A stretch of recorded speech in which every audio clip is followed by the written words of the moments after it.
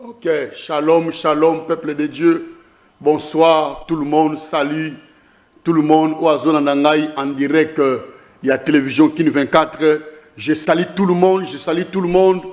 Nous surtout Oiseau Nandangaï pour le moment na chaîne à télévision. Je suis en direct de la télévision Kin 24. Na pesimut nyo surtout mbote na kombo na Yesu Masia. Merci, c'est bien moi le prophète Dalva Liseka Samuel. C'est bien moi, le prophète Dalva Liseke Samuel. C'est l'heure de l'émission que vous suivez toujours sur la chaîne télévision Kin 24. Le mission, les prophètes Adi. Ça, c'est le mission, les prophètes Adi. Le mission, les prophètes Adi, c'est une émission de la haute spiritualité et des renseignements sur les mondes visibles et invisibles. Le mission, les prophètes Adi, c'est une émission de la haute spiritualité, des renseignements généraux sur les mondes visibles et visibles. Parce que il est l'ère de Verseau. Nous sommes dans l'âge de Verseau où tout le monde doit avoir la connaissance sur la spiritualité. Dans notre émission, nous parlons beaucoup plus sur la spiritualité et nous parlons qu'est-ce qu'est la spiritualité parce que nous sommes dans l'âge de Verseau. Vous voyez, j'ai toujours dit ceci que la spiritualité est la base de toutes choses. La spiritualité est très importante. La spiritualité est la clé. Laisse-moi te parler. Même Job a dit ceci. Ce qui est dans l'homme, c'est l'esprit. Job a dit ceci.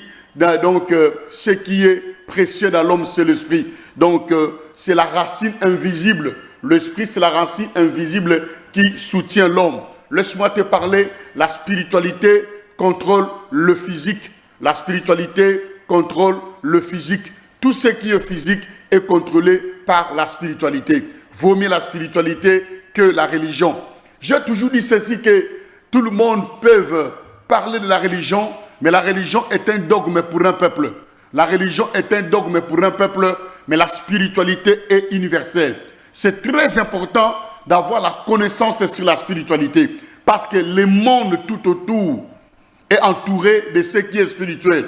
Alors si tu n'es pas un homme spirituel, dans l'âge de Verseau, mon cher ami, tu seras la proie de tout le monde. J'ai toujours dit ceci que le monde est comparable à la jungle. Le monde est comparable à la jungle. Le plus fort domine le faible. Si tu n'es pas fort spirituellement, tu seras victime et tu seras la proie de ceux qui sont forts. Raison pour laquelle tu dois développer ta spiritualité. Au travers de cette émission sur la spiritualité, tu vas connaître beaucoup de choses sur le monde visible et invisible. Ok, j'ai toujours défini la spiritualité celle-ci, que la spiritualité est universelle. La spiritualité est une fonction dans l'homme. La spiritualité est une fonction dans l'homme. La spiritualité n'est pas hors de l'homme, mais la spiritualité se trouve dans l'homme. La force que l'homme a longtemps cherché hors de lui, cela se trouve en lui. Laisse-moi te dire que la spiritualité n'est pas hors de vous. Il ne faut pas chercher la spiritualité. Il ne faut pas chercher la spiritualité. La spiritualité n'est pas hors de vous, mais la spiritualité est en vous. Vous voyez? Alors tout celui qui est à la recherche de la spiritualité, il tombera entre les mains des mauvais guides. Et si vous avez tombé entre les mains de mauvais guides, là, vous allez pratiquer la spiritualité du sang. Mais laisse-moi te parler, la vraie spiritualité n'a pas besoin de sacrifices humains. La vraie spiritualité n'a pas besoin du sang. Bien que Jésus le Christ, lui-même étant que le grand maître spirituel, il a dit ceci, quand il était avec ses disciples, il a dit ceci, mangez mon corps et buvez mon sang. Et les disciples, ils étaient au nombre de 70, mais 60 sont partis et les 12 sont restés. Les 12 sont restés. Les 60 sont partis, ils ont dit ceci. Mais comment est-ce que nous allons boire ton sang et nous allons manger ta chair? Parce que celui qui mange le corps, celui qui mange un corps humain, ou bien celui qui mange une chair, il est considéré comme un cannibale. Et celui qui boit du sang humain, il est considéré comme un vampire. Alors, l'enseignement du vampirisme et du cannibalisme que Jésus avait enseigné devant les 70 disciples, il a dit, mangez mon corps et buvez mon sang. Et la chose qui était interdite par Moïse, Moïse avait interdit de boire le sang humain et Moïse avait interdit de manger la chair humaine. Mais Jésus est venu, il a dit non, pour vivre éternellement sur la terre, pour être puissant dans la spiritualité christique, il faut manger le corps de Jésus, sa chair humaine, et il faut boire aussi son sang. Cet enseignement-là, c'était l'enseignement du cannibalisme et du vampirisme. Et alors, cela a fait que les 60 sont partis. Ils n'étaient pas d'accord avec cela. Mais j'aime beaucoup Pierre et les 12 qui étaient restés. Ils ont dit à Jésus, où irons-nous si ce n'est que toi qui as la parole de vie? C'est toi qui as la parole de vie. Où irions-nous? C'est toi qui as la parole de vie. Laisse-moi te parler. Ce genre d'enseignement, tout le monde ne peut pas le supporter. Surtout quand on parle de la spiritualité, tout le monde voit le fétiche. Quand on parle de la spiritualité, tout le monde voit l'occultisme. Laisse-moi te parler. Il y a une grande différence entre le fétiche, l'occultisme et la spiritualité. J'ai toujours dit ceci. Les fétiches, ce sont des pouvoirs que l'homme ne maîtrise pas, qui sont hors de l'homme. Parce que l'homme croit qu'il n'est pas fort. Un homme ignorant croit qu'il n'est pas fort. Il croit qu'il doit chercher une force hors de lui. Alors, quand vous cherchez une force hors de lui, une force c'est quoi que toi tu ne maîtrises pas, tu pourrais toucher au fétiche et cela va tourner contre vous. Et l'homme a toujours tendance de connaître un secret.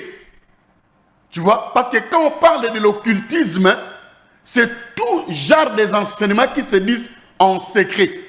Tout ce qui se dit en secret, tout ce qui est occulté, ou bien l'occultisme, c'est l'ensemble de tous les enseignements qui sont enseignés dans le secret. Mais la spiritualité n'est pas enseignée dans le secret.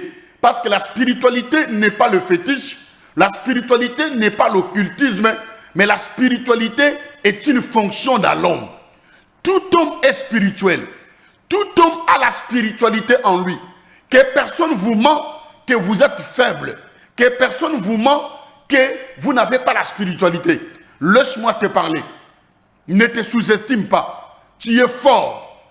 Ne te sous-estime pas. Toi qui me suis à cette heure, ne te sous-estime pas.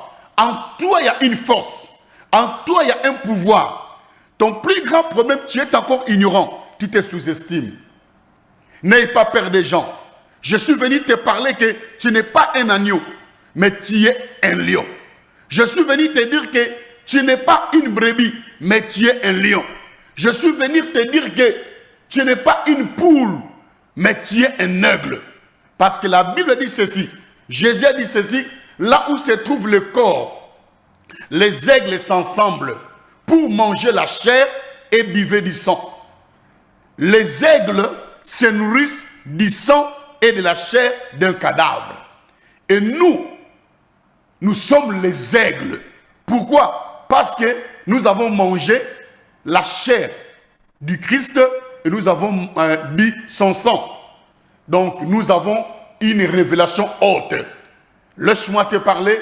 Dans la spiritualité christique, on n'a pas besoin d'un sacrifice humain. On n'a pas besoin de sacrifier sa mère. On n'a pas besoin de sacrifier son père. Car Jésus le Christ, c'est lui le sacrifice humain, sacrifié sur la croix, afin que nous transcendons des dimensions. Raison pour laquelle la Bible dit ceci, il a fait de nous un royaume de sacrificateurs. Un sacrificateur qui exerce le sacerdoce doit avoir la connaissance sur la spiritualité. Très important, merci beaucoup. Je répète encore, c'est bien moi, le prophète d'Alva, Luceka Samuel, c'est la mission, le prophète a dit, c'est une mission de renseignement général sur les mondes visibles et invisibles. Toi qui me suis à Mbujimaï, toi qui me suis à Kananga, toi qui me suis à Luanda, toi qui me suis à Lubumbashi, toi qui me suis partout dans la ville, province de Kinshasa, vous qui me suivez en Afrique du Sud, vous qui me suivez à Lubumbashi, à Likrasi, vraiment merci beaucoup, que mon Dieu vous bénisse. Je veux qu'on parle de quelque chose dans la Bible. Lisons Actes chapitre 3, verset 1 jusqu'à 10. Actes chapitre 3, verset 1 jusqu'à 10.